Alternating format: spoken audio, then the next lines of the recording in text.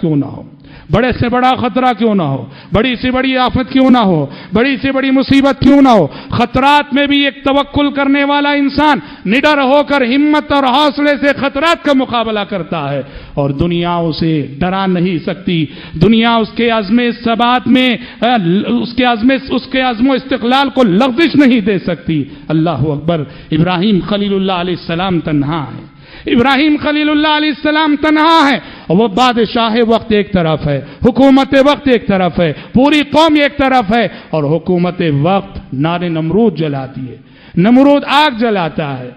جلاتا ہے، اور بہت بڑی آگ تھی وہ ابراہیم خلیل اللہ علیہ السلام کو منجنیق کے ذریعے سے جو اس دور کی توپ تھی، حضرت ابراہیم خلیل اللہ علیہ السلام کو اس آگ میں پھینکا جاتا ہے۔ اللہ اکبر۔ پورا گاؤں ایک طرف، پورا شہر ایک طرف، حکومت، اقتدار، اختیار، سلطنت پوری ایک طرف، اکیلے خلیل اللہ علیہ السلام ایک طرف، انہیں آگ میں ڈالا جاتا ہے۔ خلیل اللہ کہتے ہیں حسبی اللہ و نعم الوکیل، حسبی اللہ و نعم الوکیل، اللہ میرے لیے کافی ہے، اللہ میرے لیے کافی ہے، و نعم الوکیل، اور وہ سب سے بہترین کارساز ہے، جس کی وہ بنا دے دنیا اس کی بگاڑ نہیں سکتی ہے، اور جس کی وہ حفاظت کر لے دنیا اس کو نقصان نہیں پہنچا سکتی ہے۔ ادھر سے اللہ کی ذات پہ انہوں نے توکل کیا، اور ادھر سے آسمان سے وحی آ گئی، یا نار کونی بردا وسلاما علی ابراہیم، یا نار کونی بردا وسلاما علی ابراہیم، اے آگ تیری صفت ہے جلانا، تو ہمیشہ جلاتی رہی، لیکن آج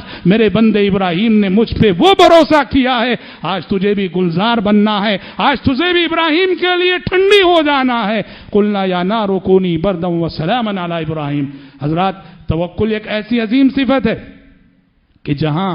بندہ مومن کے سامنے کوئی راستہ نہیں ہوتا، بندہ مومن کے سامنے جہاں کوئی راستہ نہیں ہوتا، توکل اس کے سامنے راستے پیدا کر دیتا ہے۔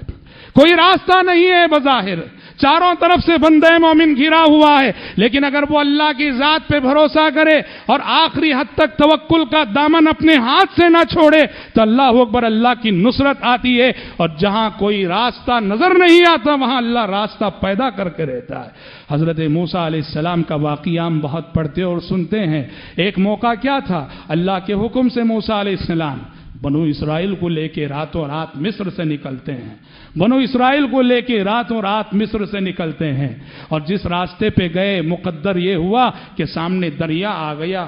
سامنے دریا حائل ہو گیا، بنو اسرائیل دریا کے سامنے جا کے بے بس ہو کے کھڑے ہو گئے۔ اب کیا کرنا، آگے بڑھا نہیں جا رہا، سامنے دریا ہے، اور ادھر فرعون کو اطلاع ہو چکی تھی کہ بنو اسرائیل کو لے کر راتوں رات موسیٰ علیہ السلام نکل کھڑے ہیں۔ فرعون اپنے لاؤ لشکر سمیت نکلا ان کا پیچھا کرنے کے لیے، انہیں پکڑنے کے لیے۔ قرآن کہتا ہے کہ عین صبح کے وقت جبکہ بنو اسرائیل دریا کے سامنے بے بس ہو کے کھڑے تھے، کدھر جائیں سمجھ میں نہیں آ رہا تھا، فرعون بھی جا پہنچا۔ بنو اسرائیل نے دیکھا آگے دریا ہے، پیچھے دشمن کی فوج ہے، آگے دریا ہے، پیچھے دشمن کی فوج ہے، کوئی سبیل نہیں، کوئی راستہ نہیں، جیسے کہ بنو اسرائیل چکی کے دو پاٹوں کے بیچ میں آ چکے ہو۔ بنو اسرائیل نے پورے یقین کے ساتھ کہا، حضرت بیٹھ جائیے، بنو اسرائیل نے پورے یقین کے ساتھ کہا، بنو اسرائیل نے کہا کہ انا لمدرکون، بنو اسرائیل نے کہا کہ اب تو ہم پکڑ لیے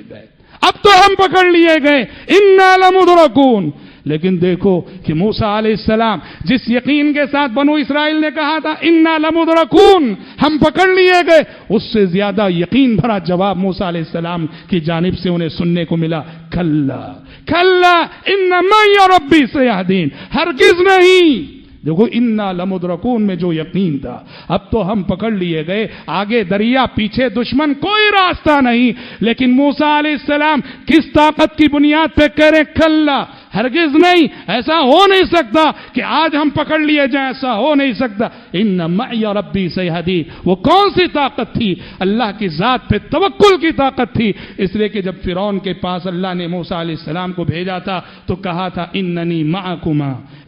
معکما، اس ایمان اور یقین کے ساتھ جاؤ کہ کسی بھی قدم پہ موسیٰ و ہارون تم اکیلے محسوس نہ کرو، میری مدد تمہارے ساتھ ہے۔ اللہ کے اس وعدے پہ توکل تھا کہ بظاہر کوئی راستہ نہیں، آگے دریا، پیچھے دشمن۔ موسیٰ علیہ السلام کو اللہ کے وعدے پہ اتنا بھروسہ، ان معی ربی سیہدین، میرے ساتھ میرے رب کی مدد ہے، کوئی نہ کوئی راہ وہ ضرور نکالے گا۔ جب بندہ ایسے غیر معمولی اوقات میں ایسے غیر معمولی ایمان کا ثبوت دیتا ہے، ایسے ہی وقت انبیاء کے ہاتھوں معجزات کا ظہور ہوتا ہے اور صالحین کے لیے اللہ تعالیٰ کرامتوں کا ظہور فرماتا ہے۔ اللہ کی جانب سے حکم ہوا کہ اے موسیٰ اپنی لاٹھی جو ہے دریا پہ مار دو، اپنی لاٹھی دریا پہ مار دو۔ موسیٰ علیہ السلام نے لاٹھی ماری اور دریا میں 12 راستے بن گئے۔ یہ لاٹھی بھی عجیب لاٹھی ہے، پانی پہ مارو تو پانی پتھر بن جائے، پانی پہ مارو تو پانی پتھر بن جائے۔ اور یہی لاٹھی جب میدان تیہ میں پتھر پہ ماری جاتی تھی تو اس سے پانی کے چشمے بہتے تھے، پتھر پہ ماری جاتی تھی تو پانی کے چشمے بہتے تھے، اور پانی پہ مارو تو جو ہے وہ پانی پتھر بن جایا کرتا تھا۔ تو حضرات یہ دیکھیے کہ توکل ایک ایسی چیز ہے جہاں انسان کے سامنے راستے نہیں ہوتے، توکل انسان کے آگے راستے پیدا کر دیتا ہے۔ حضرات توکل انسان کے رزق اور انسان کی روزی کا معاملہ بھی توکل سے جڑا ہوا ہے۔ جس انسان کے دل میں اللہ کی ذات پہ جتنا توکل ہو، جتنا بھروسہ ہو، اس انسان کے مقدر میں اتنی ہی پاکیزہ روزی، ویسے ہی اللہ اسے نوازتا ہے، ویسے ہی اللہ تعالیٰ اسے دیتا ہے۔ پیارے نبی نے ترمذی کی روایت میں کہا لو انکم تتوکلون علی اللہ حق توکلہ لرزقکم کما یرزق الطیر تغدو خماصا وتروح بطانا۔ اللہ کی ذات پہ جیسے توکل کرنا چاہیے، بھروسہ ہونا چاہیے، واللہ اگر تم ویسا بھروسہ کرو گے، توکل کرو گے، اللہ تمہیں ویسے روزی دے گا جیسے وہ پرندوں کو روزی دیتا ہے۔ ہر صبح پرندے اپنے گھونسلوں سے نکلتے ہیں اور سارے پرندے خالی پیٹ ہوتے ہیں، انہیں نہیں معلوم کہ ان کا رزق کہاں ہے، لیکن نکلتے ہیں، محنت کرتے ہیں، کوشش کرتے ہیں، تو رات جب لوٹتے ہیں ہر پرندہ بھر پیٹ لوٹتا ہے، ہر پرندہ بھر پیٹ لوٹتا ہے اور اپنے بچوں کی غذا لے کے لوٹتا ہے۔ پتہ چلا حضرات کہ توکل کا موضوع روزی کے مسئلے سے جڑا ہوا ہے کہ جس سے اللہ کی ذات پہ جتنا بھروسہ ہوگا، جسے اللہ کی ذات پہ جتنا بھروسہ ہوگا، اس کی روزی اسی قدر آسانی سے اسے ملے گی، اور جس کے پاس توکل نہ ہو، جس کا توکل جتنا کمزور ہو، اس کو روزی اتنی ہی مشکل سے ملے گی۔ حضرات یہ آج کی ہماری صورتحال ہے، آج کا ہمارا المیہ ہے کہ اللہ کی صفت رزاقیت پہ زبان سے تو ہمارا ایمان ہے، لیکن اللہ کی صفت رزاقیت پہ دل سے جیسا ایمان ہونا چاہیے وہ ایمان واللہ نہیں ہے، وہ ایمان واللہ بہت سو کے اندر نہیں ہے،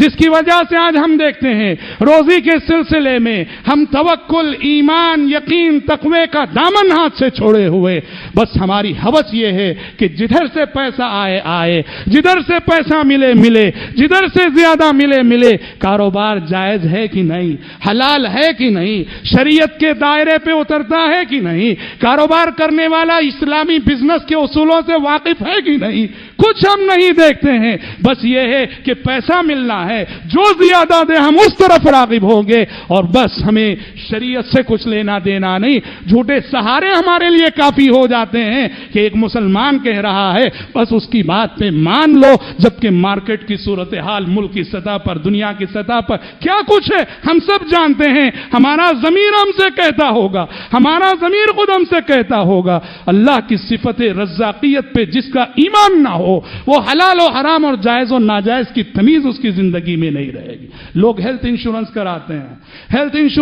ہیں، کیا چیز ہے، کیوں بھائی ہیلتھ انشورنس کروا دیں؟ کہاں کوئی بیماری آ جائے تو تجربہ بتاتا ہے کہ جو لوگ ہیلتھ انشورنس کراتے ہیں واقعی معنوں میں ان کی زندگی میں ایسی بیماری آتی ہے کہ جہاں انہیں انشورنس کلیم کرنا پڑتا ہی ہے، ایسے وہ بیمار ہوتے ہی ہیں۔ ان کے مقابلے میں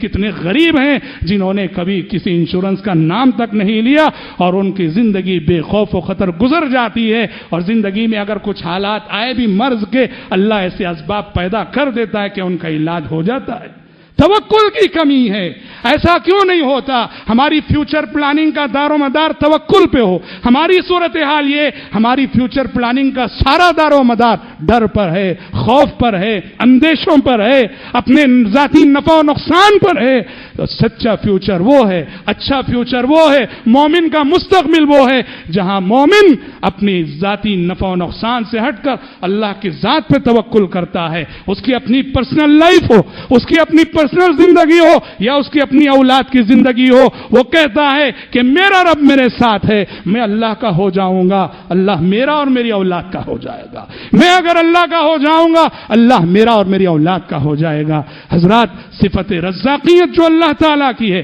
اس صفت پہ ہمیں پورا کامل بھروسہ ہونا چاہیے، تبھی ہم اپنے مقدر کے رزق کو حلال اور جائز راستوں سے ڈھونڈیں گے۔ ورنہ افسوس ہوتا ہے لوگوں کی جو صورتحال ہے اور لوگوں کی زبانی اس سلسلے میں جو تبصرے سننے کو ملتے ہیں، اس سے اندازہ ہوتا ہے کہ یہ ایمان میں کس مقام پہ کھڑے ہیں اور اللہ کی صفت رزاقیت پہ ان کا ایمان کتنا، اس کا اندازہ ہوتا ہے۔ حضرات،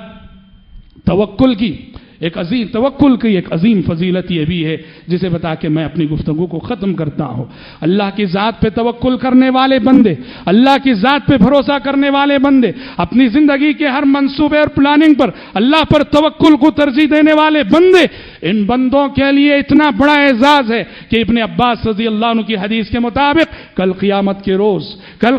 کے روز پیارے نبی صلی اللہ علیہ وسلم کے وہ خوش نصیب امتی، پیارے نبی کے وہ خوش نصیب امتی جو بنا حساب و بنا عذاب کے جنت میں جانے والے ہیں، کل حشر کی عدالت جب قائم ہوگی وہ یوم الحساب ہے، لیکن اللہ کے کچھ بندے ایسے ہیں ان کا حساب ہی نہیں، یوم الحساب میں بھی ان کا حساب نہیں۔ کون ہے یہ اللہ کے بندے جو اللہ کی نظروں میں اتنے محبوب ٹھہرے ہیں کہ یوم الحساب میں بھی ان کا حساب نہیں ہو رہا ہے، ان سے نہ پوچھ ہو رہی ہے، ان سے نہ کوئی سوال ہو رہا ہے، ڈائریکٹ انہیں جنت میں بھیجا جا رہا ہے۔ ان کی بنیادی صفت کیا ہے؟ کہا گیا 4 صفتیں بیان کی گئی، حقیقت میں دیکھو تو یہ چاروں صرف صفتوں کا خلاصہ آخری صفت توکل ہے۔ کہا گیا یہ کون امتی ہیں؟ 70,000 امتی جو بنا حساب و بنا عذاب کے جنت میں جاتے ہیں۔ آپ نے فرمایا ہم الذین لا یسترقون، یہ وہ لوگ ہیں جو کبھی زندگی میں دوسروں سے دم نہیں کرواتے، دم کرنے کی درخواست نہیں کرتے۔ دم کروانا جائز ہے، لیکن توکل کا اعلیٰ مقام یہ ہے کہ انسان اس جائز محتاجی سے بھی پرہیز کر لے، خود کوئی مصیبت آ رہی ہے خود کو پڑھ کے دم کر لے۔ ہم الذین لا یسترقون، یہ وہ لوگ ہیں جو دوسروں سے دم نہیں کرواتے ہیں۔ ولا یتطیرون، بدشگونی کا عقیدہ نہیں رکھتے ہیں، بدشگونی اور بدفعلی کا عقیدہ، جیسے ہم نے خطبے کے آغاز میں کہا، جا رہے تھے سامنے سے کالی بلی گزر گئی، کہا کہ اب ہمارا یہ سفر سکسس نہیں ہوگا، واپس آ جاتے ہیں۔ یہ بدشگونی کا عقیدہ نہیں رکھتے۔ ولا یکتوون، اور داغنے کا علاج بھی نہیں کرتے۔ اس زمان آپ صلی اللہ علیہ وسلم نے فرمایا داغنے کا علاج، یعنی زمانے قدیم میں یہ مسئلہ مشہور تھی، آخر العلاج الکئی، جب حکیم اور ڈاکٹر سارے علاج کر کے مایوس ہو جاتے تو کہتے کہ آخری علاج داغ ہے، داغنے سے مریض شفایاب ہو جاتا تھا، لیکن یہ علاج سے بڑھ کر عذاب ہے، اس لیے پیارے نبی نے منع کیا اس علاج سے۔ ولا یکتوون، یہ داغنے کا علاج بھی نہیں کرتے۔ وعلی ربہم، اور یہ 3 صفات کیسے پیدا ہوتی ہیں؟ لا یسترقون، لا یتطیرون، لا یکتوون، اس لیے کہ علی ربہم یتوکلون، اس لیے کہ زندگی کے ہر معاملے میں وہ اپنے رب ہی پہ بھروسہ کرتے ہیں، اللہ کی ذات پہ ان کا ایک کامل یقین ہوتا ہے، توکل ہوتا ہے۔ تو دیکھو کہ متوکلین کے لیے کتنی بڑی منقبت ہے، کتنی بڑی فضیلت ہے۔ اللہ کی ذات پہ بھروسہ کرنے والوں کے لیے یوم الحساب میں بھی ان سے حساب نہ ہوگا، جب ساری مخلوق سے سوال ہو رہا ہوگا ان سے سوال نہ ہوگا، جب سارے انسانوں سے پوچھا جا رہا ہوگا ان سے کوئی پوچھ تاچھ نہیں ہوگی، اس لیے کہ بندگی کے اس مقام پہ دنیا میں فائز رہے۔ دعا ہے رب العالمین سے اللہ تعالیٰ کہنے والے کو، سننے والوں کو بندگی کے اس اعلیٰ مقام پہ فائز ہونے کی توفیق عطا فرمائے۔ اللہ رب العالمین ہمارے اندر، ہماری اعلیٰ اولاد کے اندر، ہماری ذریت کے اندر توکل کی یہ عظیم صفت پیدا فرمائے، توکل کے اعلیٰ مقام پہ اللہ تعالیٰ ہم سب کو فائز کرے، آمین۔ بارک اللہ لنا ولکم فی القرآن العظیم ونفعنا وإياكم بما فيه من الآیات والذکر الحکیم، انہ تعالی جواد کریم ملک بر رؤوف رحیم رب حلیم۔